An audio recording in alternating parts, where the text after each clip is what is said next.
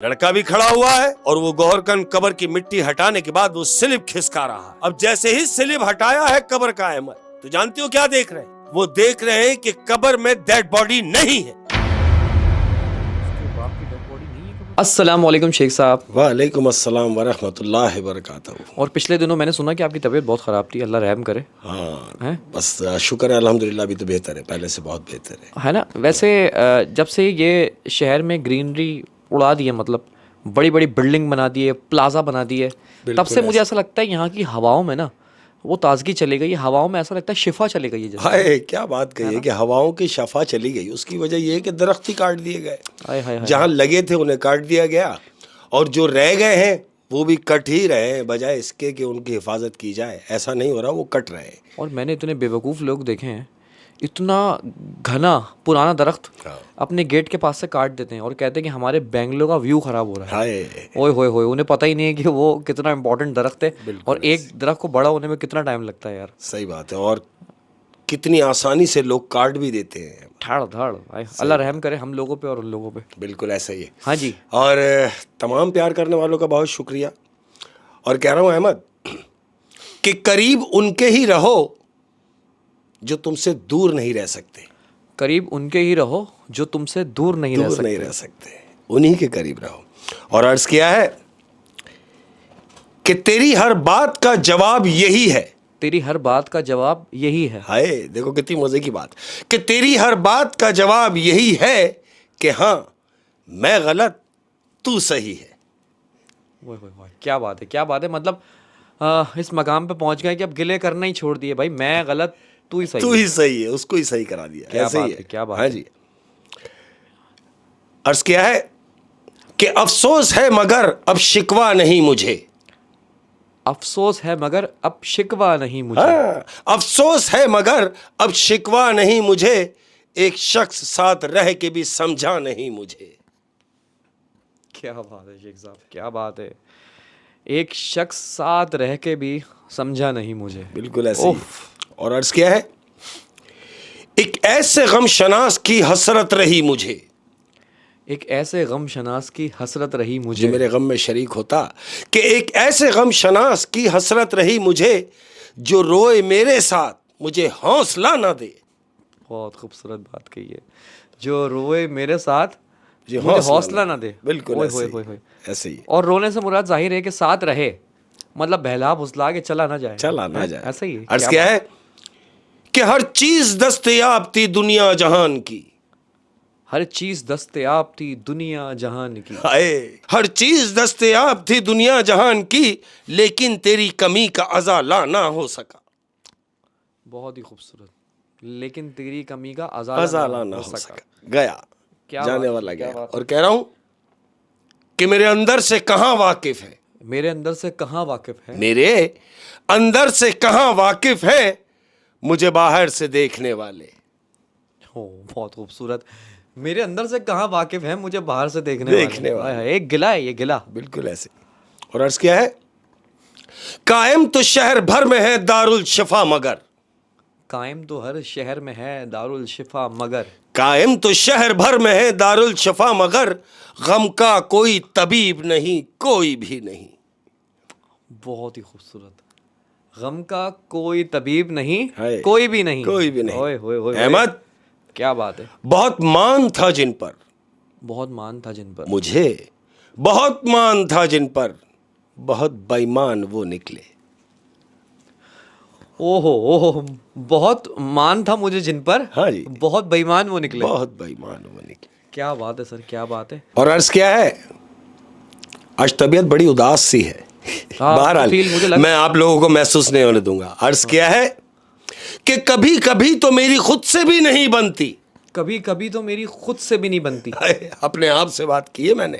कि कभी कभी तो मेरी खुद से भी नहीं बनती, कभी कभी तो मैं खुद को भी जहर लगता हूं। हाय हाय हाय हाय हाय।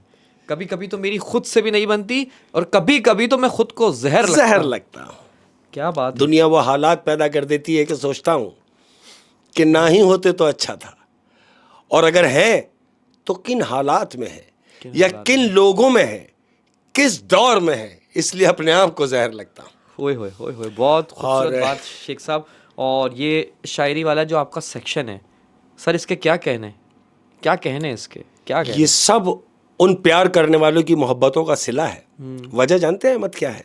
कि वो जो लोग ये सुनते हैं वो ज़ौक वाले हैं, वो शौक वाले हैं, वो सुनने वाले हैं।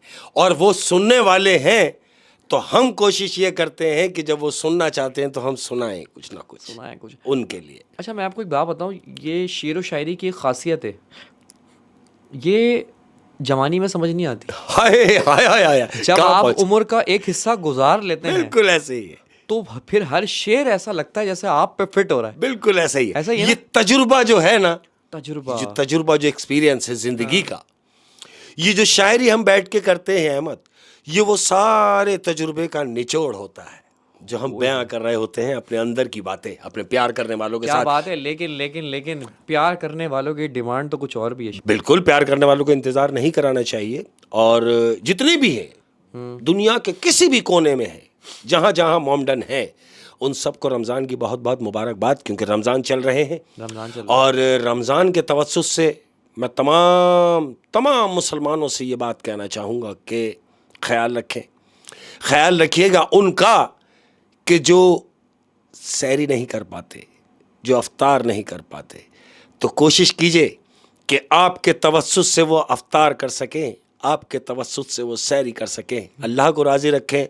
पूरा महीना नेकियों का है, जितनी समेट सकते हैं समेट लें। अल्लाह को राज़ी करने का बड़ा प्यारा मौका है आप तमाम लोगों के लिए। बहुत शुक्रिया। और अब आते हैं अपने टॉपिक पर। तो अहमद, आज की अपनी पहली कहानी एक नाफरमान बेटे की कहानी। नाफरमान बेटा? हाँ, ये जो बदतमीज औलादें होती हैं, ये उनमें से ही एक बेटे की कहानी है। होता कुछ यूं है कि एक बिल्डिंग है, एक घर है, उस बिल्डिंग में एक बाप और एक बेटा, यानी ये दोनों ही रहते हैं। माँ का इंतकाल हो चुका है काफी टाइम पहले, बेटा इकलौता है और कोई औलाद है भी नहीं। अब ये बाप जो है चूंकि बूढ़ा है, घर में ही है, और ये जो बदतमीज बच्चा जिसका मैंने जिक्र किया, ये बला का बदतमीज है, यानी बाप से भी तू तड़ाक करना इसके लिए कोई अहमियत नहीं है, बाप को झड़क देना इसके लिए कोई मसला नहीं है। रात को देर से घर आना, नशा पानी करना, हर वो काम करना जिससे बाप नाराज हो, उसने वही काम करना है जिससे बाप नाराज हो। इतना ज्यादा नाफरमान, इतना ज्यादा नाफरमान। अब बाप चूंकि बूढ़ा है, बीमार है, बाप हॉस्पिटलाइज हुआ। अब जब बाप हॉस्पिटलाइज हुआ, एडमिट हुआ हॉस्पिटल में, तो ये जो बच्चा है, बजाय इसके कि डॉक्टरों से जाके कहे कि भाई मेरे बाप को बचाइए, हाँ, बाप को पूरा हफ्ता हॉस्पिटल में हो गया है अहमद, और ये पूरे हफ्ते में सिर्फ एक बार बाप के पास गया है। और जानते हो वो भी क्यों?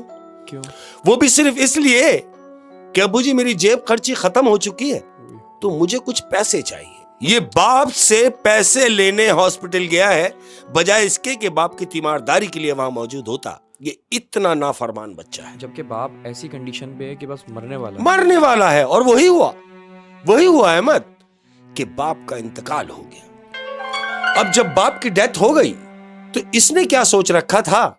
इसने ये सोच रखा है कि मैं इकलौता हूं, जाहिर है बाप के मरने के बाद ये सारी जायदाद मेरे नाम होगी, चूंकि इकलौता है। लेकिन उसे नहीं पता था कि आगे क्या होने जा रहा है। जानते हो अहमद क्या हुआ? क्या हुआ? कुछ यूं कि जब बाप की डेथ हुई, बाप को दफना दिया गया। अब 3 दिन गुजरे हैं बाप को मरे हुए, तो इसको ये तशवीश हुई कि मकान के जो कागजात हैं, जो डॉक्यूमेंट्स हैं जायदाद के, वो बाप ने कहां रखे। पूरा घर उलट पुलट कर दिया। बाप का जो लॉकर था वो लॉकर तोड़ दिया। अब जब बाप का लॉकर तोड़ा है, तो उसमें भी कुछ नहीं निकला सिवाय इसके कि कुछ नकदी पड़े हुए थे। लेकिन हां, उसमें एक कार्ड मिला जो एक एडुकेट का कार्ड है। उसने वो कार्ड को देखा और उस नंबर पे कॉल मिलाई। अब जब कॉल मिलाई है, तो वहां जिसने रिसीव किया है वो एक वकील है अहमद। उस वकील ने बोला, जी हेलो, ये दोनों की बात हो रही है। वकील से ये बात कर रहा है। जी कौन? उसने कहा मैं वकील बात कर रहा हूं। इसने अपना बताया कि मैं शरीफ साहब का बेटा बात कर रहा हूं। बोले हाँ कहिए क्या बात है। बोले जी आप अब्बू की जायदाद के बारे में कुछ जानते हैं। उसने बोला मैं ही तो जानता हूं, और कौन जानता है, क्योंकि उनका वकील था। उन्हीं का वकील था। उसने बोला ये सब कुछ मैं ही जानता हूं और किसी को नहीं पता। तो बेटा कह रहा है कि मुझे आपसे मिलना है। तो जानते हो वकील क्या कह रहा है? क्या कह रहा तुम मुझसे मिलके क्या करोगे? कह रहा क्या मकसद क्या करोगे? अरे भाई मेरे बाप की छोड़ी हुई जायदाद ये तो मेरी है, और जब आप वकील हैं मेरे बाप के तो ये सारी सूरत हाल आपको पता होगी, तो लिहाजा आप मुझसे मिले, हम बैठ के इस मामलात को देखते। तो जानते हो वकील क्या कहता है? क्या? वकील कहता है तुम ये खुशफहमी अपने दिमाग से निकाल दो कि तुम्हारे बाप ने तुम्हारे लिए कुछ छोड़ा है। ये कहता है मैं कुछ समझा नहीं। कहता मैं समझा रहा हूं। वकील ने बताया कि तुम्हारे बाप ने मरने से पहले ये तमाम जायदाद जिस घर में तुम रहते हो इस घर समेत एक फलाही इदारे को ट्रस्ट में दे दी। अपने बेटे को नहीं दी है। बेटे के नाम नहीं करके गया, वो एक ट्रस्ट के नाम करके गया। ये वकील ने बताया उसको। तो इसको एकदम झटका लगा। ये कहता है ये आप कैसी बातें कर रहे हैं? बाप तो मेरा मर गया, लेकिन हो सकता है कि आप मुझसे झूठ बोल रहे हो। वो कहता है मुझे झूठ बोलने की जरूरत नहीं, मैं तुमसे सच कह रहा हूं कि तुम्हारे बाप ने ये जायदाद एक ट्रस्ट को दे दी है, तुम्हारे हिस्से में कुछ भी नहीं। तो इसने वकील से पूछा कि वकील साहब आप जानते हैं कि मैं उनकी इकलौती औलाद हूं। अब आप बताएं कि अब्बू तो मर गए, लेकिन मेरी जिंदगी कैसे गुजरेगी? अब यह बताइए कि मुझे क्या करना होगा कि यह जायदाद मेरे नाम हो जाए। तो वकील ने उससे जानते हो क्या कहा? वकील ने कहा एक काम करो, ये बातें मैं तुमसे फोन पे नहीं करूंगा, मैं तुम्हारे पास घर आ रहा हूं, मैं तुम्हारे साथ बैठ के बात करूंगा। ऐसा ही हुआ है। 1 घंटे के लम्हे में वकील उसके पास घर पहुंच गया। अब जब वकील पहुंचा, दोनों आमने सामने बैठे, मुंह दर मुंह बैठे, वकील से ये बात कर रहा है। हाँ वकील साहब मुझे बताइए कि मुझे क्या करना है। वकील ने कहा कि देखो यह हकीकत है कि तुम्हारे बाप ने तमाम जायदाद एक ट्रस्ट को दे दी, लेकिन मुझे तुमसे हमदर्दी है। क्यों? कि तुम इकलौते हो। अगर तुम चाहते हो कि यह जायदाद तुम्हारे नाम हो जाए तो तुम्हें एक काम करना पड़ेगा। इसने कहा मुझे बताओ मुझे क्या करना है? कहता है कागजात मैं तैयार करूंगा। वकील ने कहा कि तमाम डॉक्यूमेंट्स मैं तैयार करूंगा, तुमने सिर्फ इतना करना है कि अपने बाप का अंगूठा उन कागजात पे लगवाना है। लेकिन इसका बाप तो मर चुका है, वो अंगूठा कैसे लगाएगा? वहीं आ रहा हूं। वकील ने यह कहा कि तुम किसी भी तरीके से अगर तुम चाहते हो कि ये जायदाद तुम्हारी हो जाए तो तुम्हें कब्र खोदनी पड़ेगी। कब्र खोद के अपने बाप के हाथ का अंगूठा इस कागज पे लगा दोगे तो ये समझो कि तुम्हारा काम हो गया। तो लड़का कहता है कि मैं ये काम करूंगा।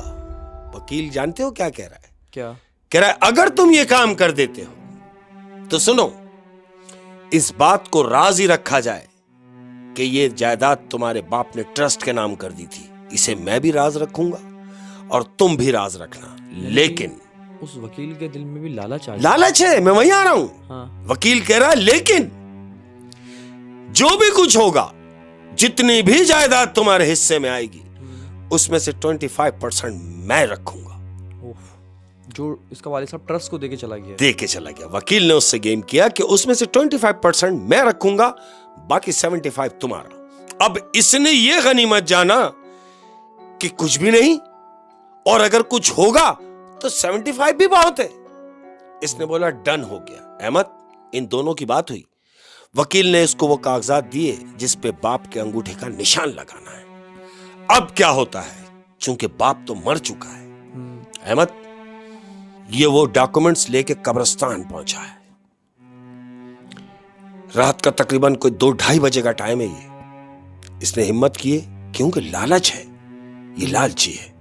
ये कब्रिस्तान पहुंचा और कब्रिस्तान पहुंचने के बाद इसने क्या सोचा कि बजाय इसके कि मैं कब्र खोदूं, मैं गौहरकन को अपने साथ मिला लेता हूं। गोरकन को साथ में ला लिया। साथ में ला लिया। अब ये गोरकन के पास गया, गोरकन से कहता है सुनो भाई, तुम मेरे बाप की कब्र दोबारा खोदो।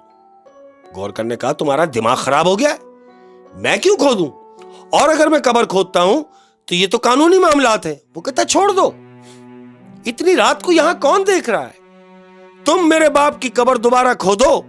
वो कहता तुम्हें क्या काम है, कहता उसको छोड़ो, तुम जो कहोगे मैं तुम्हें दूंगा। अहमद, वो जो गोरकन है उसने ये गनीमत जाना कि होगा बाप से कोई मामला, खोद दो, उसे तो उसके पैसे मिल जाएंगे, पैसे मिल जाएंगे। उसने वही किया, उसने तमाम मिट्टी हटाई। अहमद, लड़का साथ खड़ा हुआ है, मिट्टी हटाई। अब जैसे ही स्लिब हटाया है अहमद, तो जानते हो क्या देख रहा है, लड़का भी खड़ा हुआ है और वो गोरकन कब्र की मिट्टी हटाने के बाद वो स्लिब खिसका रहा है। अब जैसे ही स्लिब हटाया है कब्र का अहमद, तो जानते हो क्या देख रहे हैं, वो देख रहे हैं कि कब्र में डेड बॉडी नहीं है। उसके बाप की कब्र में लाश नहीं है। अब ये देख रहा है कि अभी 3 दिन हुए हैं मैंने अपने बाप को दफनाया है। ये गोरकन से कह रहा है कि कहां है मेरे बाप की लाश। गोरकन कह रहा है मैं भी तो यही देख रहा हूं कि कहां है लाश। उसने बोला तुम एक काम करो, कब्र को फौरी बंद करो। अहमद, अभी इन्होंने कब्र बंद करना शुरू की ही थी कि इनको आहट होती है कि जैसे कब्रिस्तान में कोई आ रहा है। इन्होंने क्या गनीमत जाना, ये अधूरी कब्र छोड़ के और दौड़ते हुए एक कब्र के पीछे जाके दोनों छुप गए। यानी कौन, गोरकन और उसका बेटा, ये दोनों एक कब्र के पीछे जाके छुप गए। क्या देखते हैं कि वो जिसकी आहट इन्हें आ रही थी, जानते हो वो कौन है? कोई और नहीं, इसका बाप है, जो अपनी ही कब्र की तरफ चलता हुआ आया और अपनी कब्र में गया, कब्र में उतर गया।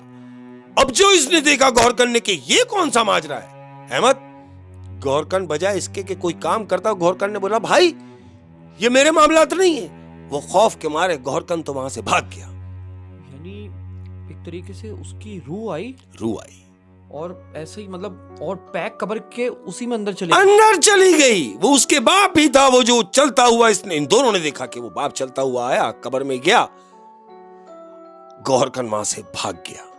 अब जब गोरकन भाग गया तो इसने क्या सोचा कि यार अब्बू जी तो कब्र में थे, जब हमने कब्र खोदी तो वो अंदर नहीं थे, लेकिन जब हमने महसूस किया कि कोई आ रहा है तो वो तो अब्बू ही थे जो आ रहे थे और कब्र में उतर गए।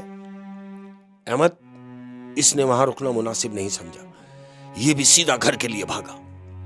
अब ये घर गया, सारी रात गुजरी, दूसरा दिन हुआ अहमद।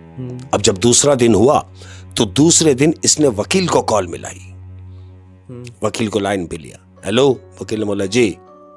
वकील ने पूछा काम हो गया? इसने कहा कैसे हो जाता, मैं रात गया जरूर था, लेकिन मेरे साथ ये तमाम मामलात हुए कि कब्र जब हमने खोदी है तो कब्र में अब्बू नहीं थे, तो मैं डर गया। फिर मैंने देखा कि कब्रिस्तान में कोई आ रहा है, आहट महसूस हुई, तो मैं छुप गया और छुप के मैंने क्या देखा कि अब्बू आए हैं चलते हुए और अपनी ही कब्र में उतर गए। तो जानते हो वकील क्या कह रहा है? क्या? वकील कह रहा है ये ड्रामेबाजी बंद करो, ये कहानी मुझे ना सुनाओ और सीधी तरह कहो कि तुम डर गए और तुम ये काम नहीं कर सकते। हाँ, जाहिर सी बात है, क्योंकि ये वाकया कोई नॉर्मल वाकया तो नहीं है। बिल्कुल ऐसे ही। वकील ने भी मेरा ख्याल इस तरीके का वाकया पहली दफा सुना। उसने बोला मुझे नहीं पता। वकील कह रहा है मुझे इन सब मामलात का नहीं पता, तुम डर चुके हो और मुझे लगता है तुम अंगूठे का निशान नहीं ला सकते। वो कहता है नहीं, मैं फिर कोशिश करूंगा। फोन बंद। सेकंड डे है अहमद, अब रात का इंतजार कर रहा है। रात हुई, 12 बजे, 1 बजा। अब ये कब्रिस्तान के लिए निकला है। क्यों? क्योंकि इसके लालच तो है ही। अब ये इसी इंतजार में निकला है कि मैं अब जाके ये काम जो अधूरा छोड़ दिया है ये जाके मैं पूरा करा लूंगा। कब्रिस्तान पहुंचा अहमद। अब जैसे ही कब्रिस्तान पहुंचता है, अब जानते हो ये कब्रिस्तान क्यों पहुंचा? क्यों? अंगूठा तो इसे लगवाना है, लेकिन ये शाम में इसलिए पहुंचा कि मैं ये देखूं कि मैं वहां जाता हूं तो कब्र में बाप होता नहीं। अब जब कब्र में नहीं है तो बाप जाता कहां है? यही सोच के ये शाम के टाइम मगरिब गुजरी है और ये कब्रिस्तान पहुंच गया। अब कब्रिस्तान में ये छुप के बैठ गया है अहमद, एक कब्र से टेक लगा के। 7 बजे, 8 बजे, 9 बजे का टाइम हुआ। अब क्या देख रहा है कि 9 बजे है अहमद और इसका बाप कब्र से निकला है। ये दूर से देख रहा है, इसका बाप कब्र से निकला, कब्रिस्तान से बाहर निकला। अब ये अपने बाप को फॉलो कर रहा है, पीछा कर रहा बाप का पीछा कर रहा है गैप से। बाप जा रहा है, जा रहा है, जा रहा है। और जानते हो वो कहां गया अहमद? वो गया एक यतीम खाने, अनाथ आश्रम जिसको कहेंगे। और शायद ये वही यतीम खाना है जिसके नाम इसके बाप ने सारी प्रॉपर्टी की है अपनी, कर दी है। इसी अनाथ आश्रम के नाम उसने वो अपनी तमाम प्रॉपर्टी कर रखी है। ये उसी यतीम खाने में गया है बाप। इसके बेटे ने देखा कि यतीम खाने में गया बाप, देखा बाप यतीम खाने से वापस आया, इसने यही देखा, फिर वापस कब्रिस्तान के लिए निकला। इसने बाप को देखा, पीछे पीछे है और दूर से बाप को देख रहा है कि बाप सीधा कब्रिस्तान में वापस आया है और अपनी कब्र में वापस चला गया है। अब जानते हो इसने देखा, इस असना में आने जाने में इनके 3 घंटे लगे हैं अहमद। 3 घंटे का वक्त गुजरा है। अब इसने क्या सोचा कि बाप मेरा उठ के जाता है 9 बजे कब्र से बाहर और 3 घंटे के गैप से ये वापस अपनी कब्र में आ जाता है। ये घर चला गया है। अब होता है तीसरा दिन। अब जब तीसरा दिन हुआ तो इसके दिमाग से सारा खौफ खत्म हो गया कि बाप की रूह जा रही है, बाप जा रहा है, मैं कब्रिस्तान जाके कब्र में उतर के वो अंगूठे का निशान लूंगा। कोई खौफ नहीं, इसके सिर्फ पैसा सवार हुआ है दिमाग, सिर्फ लालच सवार है, सिर्फ लालच कि मैंने किसी भी तरह करके अपने बाप का अंगूठा लेना है। ऐसा ही हुआ है मत। अब तीसरा दिन हुआ। अब जब तीसरा दिन हुआ तो जानते हो क्या हुआ? क्या?